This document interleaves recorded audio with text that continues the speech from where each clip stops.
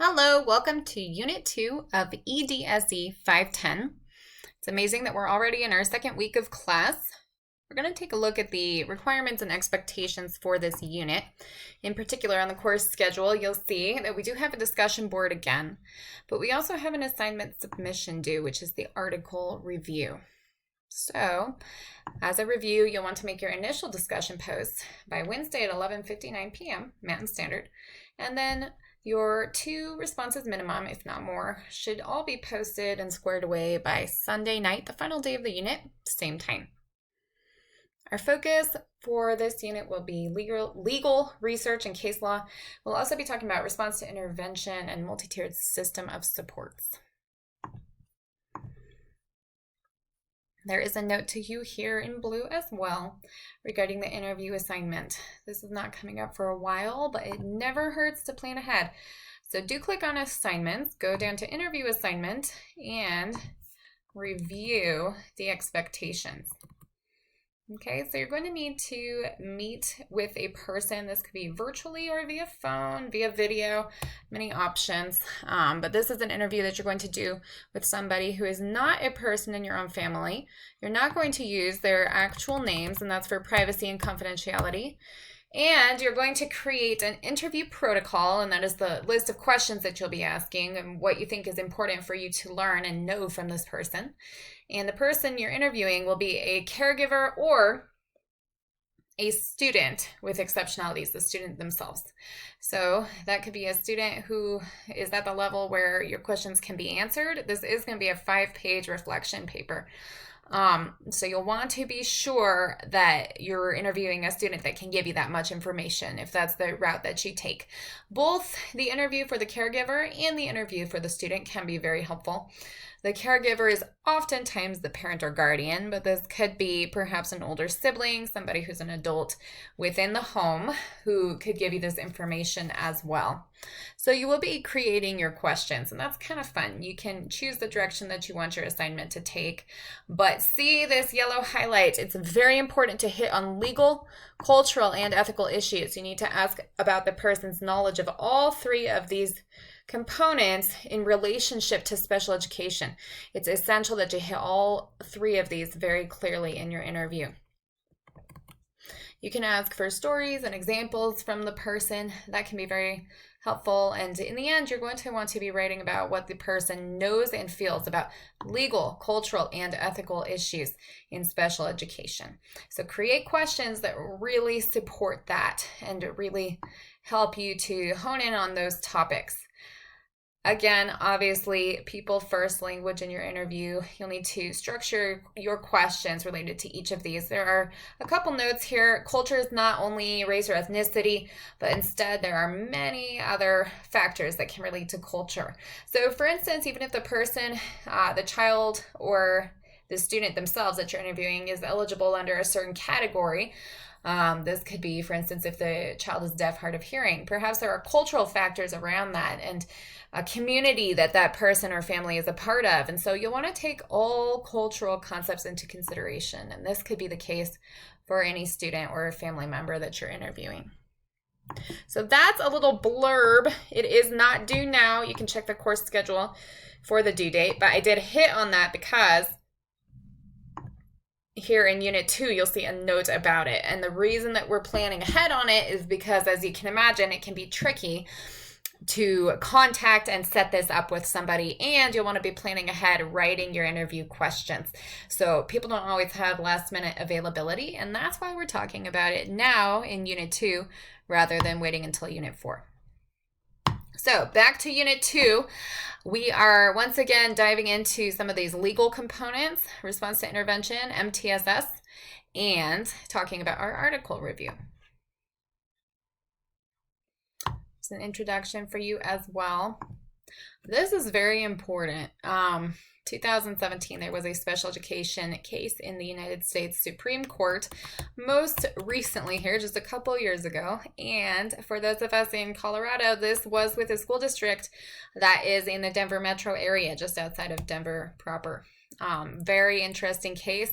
Please take the time to read through it. There is an article linked here fascinating. It's quite important that we're all familiar with this case and aware of it. Wright's Law has some good information about this as well. The long and short of it is that the goals were not being set with enough rigor for the child, and there were a lot of issues and concerns.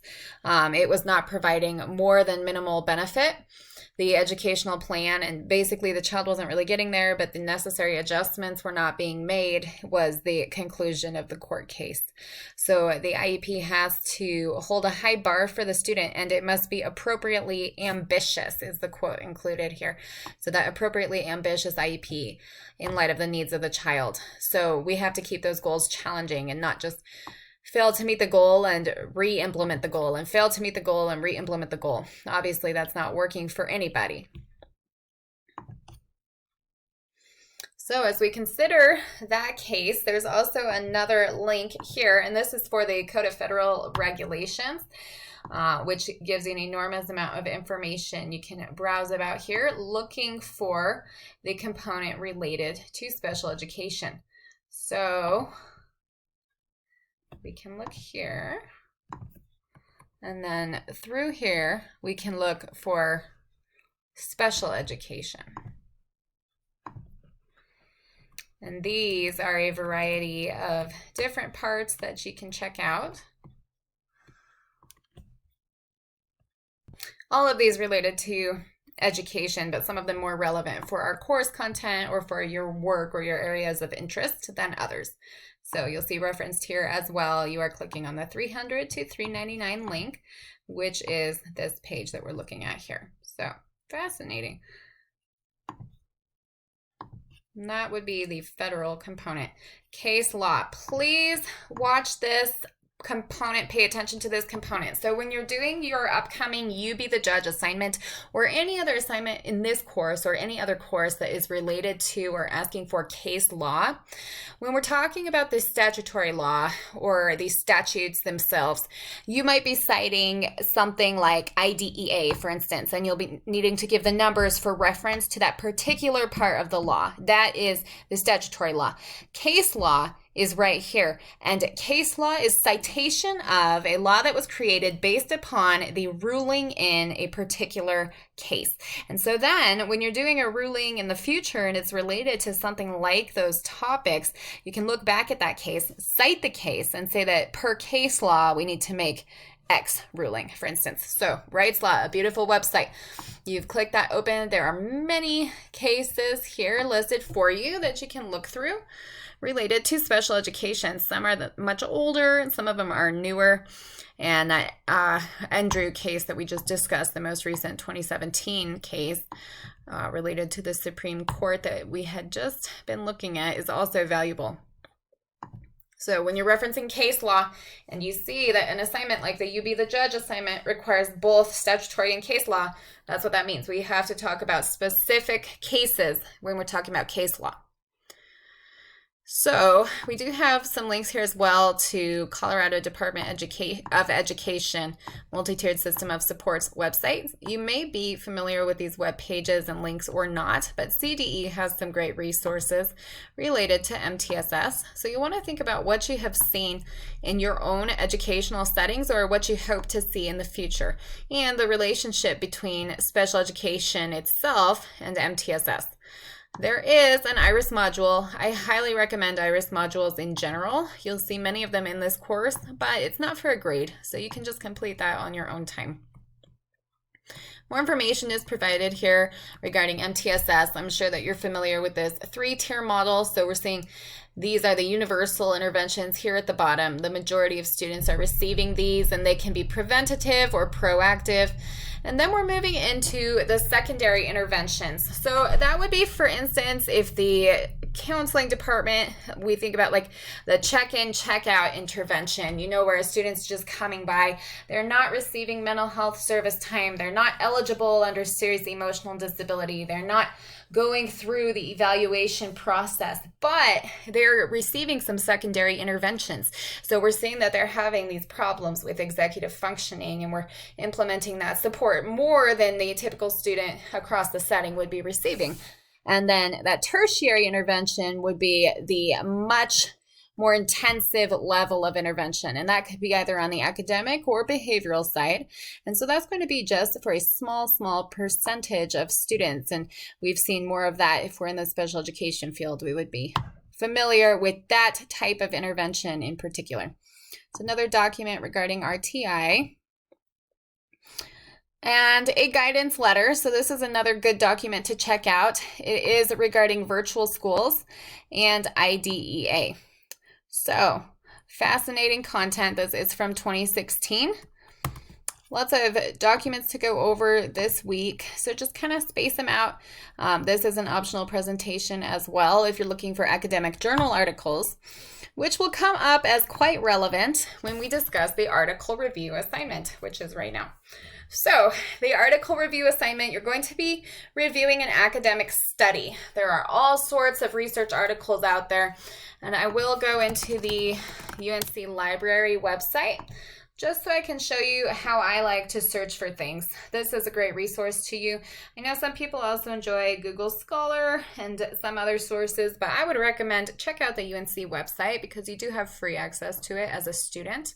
So if I go here and I'm typing in that I want information on interventions for students with and without disabilities, because that's the topic of the research article that I'm looking for in the article review assignment, as it says one research article with a study comparing students with and without disabilities looking at an intervention. I need to go back here to the UNC website and see what I could find that might meet this criteria. Oh, another important note is we're looking for studies within the past 5 years or so. You're not going to be penalized if your study's from 14 or 15, not the end of the world, but this guideline is just in place so that we don't get really old research. We can find things from decades ago that are not going to be as up to date. So back here, we always want to click on full text online, and we always want to click on peer review to make sure that our sources are reliable and valid and worth our time to review for an assignment like this one. And so those are the two really important boxes to click. You can click journal article because that'll help us to just get those academic studies. So that's another important one. And then I can go through, here's one right here, geometry interventions for K-12 students with and without disabilities. So I would need to then jump into that one, make sure that it's not just a literature review or a meta-analysis, but that it's a study evaluating an intervention. That's what I need to look for. So you'll see this little purple peer-reviewed, very important. Here's a study on reading comprehension for students with disabilities, but we need to make sure it also addresses students without disabilities. So you can see each of these looks like, for instance, number 6 might be a really good option, but we'll need to go in and break it down just to make sure, number 8 perhaps, that they're meeting all the criteria for the assignment. So that's a really good way to search. You're going to summarize the intervention. So for instance, if I decided to use this mathematical problem solving article from 2014 with and without learning disabilities, great. So if I decided to use a math problem solving intervention, I would summarize and talk about the type of study. So is it quantitative, qualitative? Probably will be quantitative, gathering numerical data and then calculating an output to see if there's a statistically significant improvement. I'm needing to talk about relationship between the findings and the interview assignment. So again, here's where the planning for your interview assignment comes from. So how might this be related to the work that you're going to be doing with the caregiver or the student, him or herself? Then you'll be doing a discussion of educational implications and your reaction to the study itself and future directions, what should be done with the information. It's really beautiful to address suggestions for future studies. There's always a new direction that research can take, and that's how we decide the next direction for research. It's based upon studies that have been done, and they open new doors for new questions.